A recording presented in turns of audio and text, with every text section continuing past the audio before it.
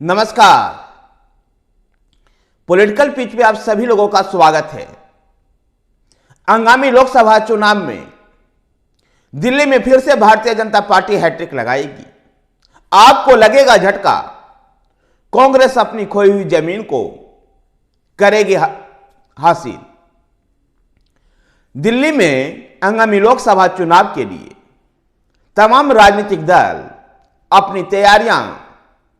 अपनी तैयारियों को अंतिम अमली जामा पहनाने में लगे हुए हैं। तमाम तरह के बैठकों का दौर शुरू हो गया है।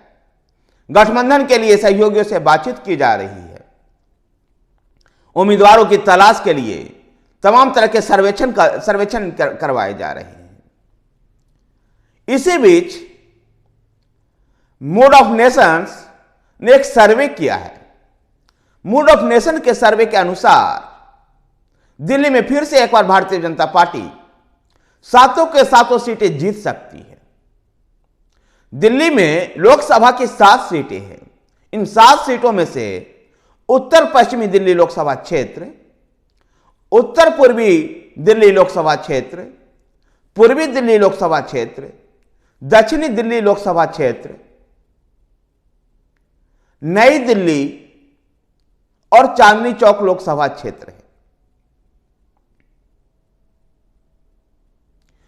दक्षिण पश्चिम लोकसभा क्षेत्र, अगर बात करें इन लोकसभा क्षेत्रों से चुने गए सांसदों की, तो उत्तर पश्चिमी लोकसभा क्षेत्र जो अनुसूचित जाति के लिए आरक्षित क्षेत्र है, इस क्षेत्र से भारतीय जनता पार्टी के हंसराज हंस सांसद हैं।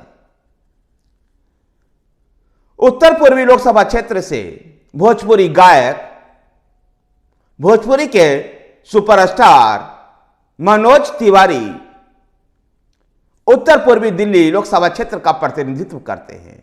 तो पूर्वी दिल्ली का प्रतिनिधित्व मशहूर क्रिकेटर गौतम गंभीर कर रहे हैं। दक्षिणी दिल्ली का रामवीर सिंह बिधूरी कर रहे हैं। तो पश्चिमी दिल्ली का साहिब सिंह वर्मा के पुत्र, साहिब सिंह वर्मा दिल्ली के पूर्व मुख्यमंत्री साहिब सिंह वर्मा के पुत्र परवेश वर्मा कर रहे हैं। नई दिल्ली लोकसभा सीट का प्रतिनिधित्व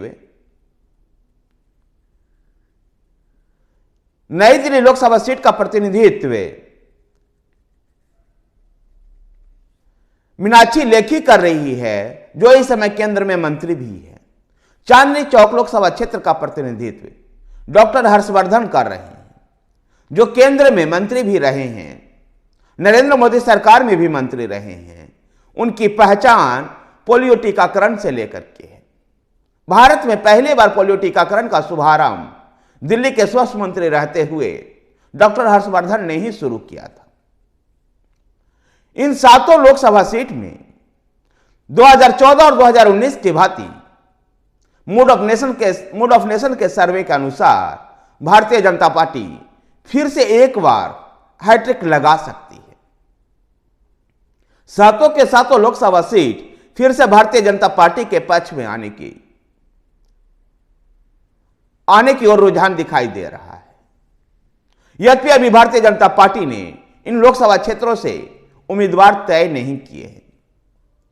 मूड ऑफ नेशन के सर्वे के अनुसार 2024 में भारतीय जनता पार्टी को 56.6% वोट मिल सकता है, कांग्रेस को 25.3 और आम आदमी पार्टी को 14.9। यह जो सर्वेक्षण में जो वोट प्रतिशत दिखाई दे रहा है, निश्चित रूप से आम आदमी पार्टी के लिए यह करारा झटका है। वहीं कांग्रेस को अपनी खोई हुई जमीन को प्राप्त करते हुए दिखाई दे रही है। 2014 में भारतीय जनता पार्टी को 46.4% वोट मिला था और 7 के 7 सीटें जीती थी। उस समय आम आदमी पार्टी को 33% वोट मिला था।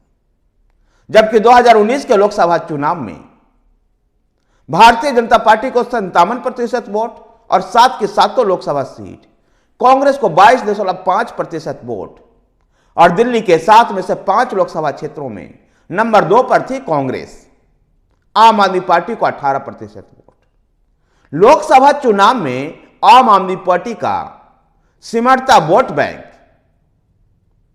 कहीं आम आदमी पार्टी के बोरिया बिस्तर समेटने का संकेत तो नहीं कर रहा है। वहीं पर कांग्रेस पिछले दिनों देखा गया नगर निगम चुनाव में भी और उसके बाद भी दिल्ली की राजनीति में अब सक्रिय होती दिखाई दे रही है। ऐसे में कांग्रेस अगर अपनी खोई हुई राजनीतिक जमीन को हासिल करती है तो वहां आम आदमी पार्टी को नुकसान निश्चित तौर पर भी होगा, क्योंकि आम आदमी पार्टी की राजनीतिक जमीन पर ही, कांग्रेस की राजनीतिक जमीन पर ही आम आदमी पार्टी ने कब्जा किया था।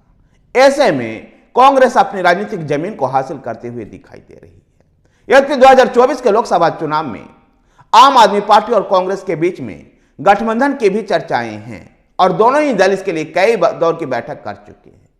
दिल्ली में 4-3 के फार्मूले के तहत चुनावी मैदान में उतरने की तैयारी है।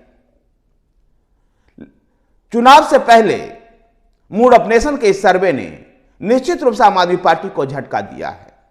वहीं पर भारतीय जनता पार्टी के हैट्रिक लगाने की संभावनाओं को प्रबल किया है। धन्यवाद साथियों, वीडियो को लाइक कीजिए, शेयर कीजिए। हमारे साथ बने रहने के लिए हमारे चैनल पॉलिटिकल पिच को सब्सक्राइब कीजिए। दिल्ली की राजनीति के बारे में यह वीडियो आपको कैसा लगा, आप हमें कमेंट बॉक्स में लिख करके बताएं। धन्यवाद।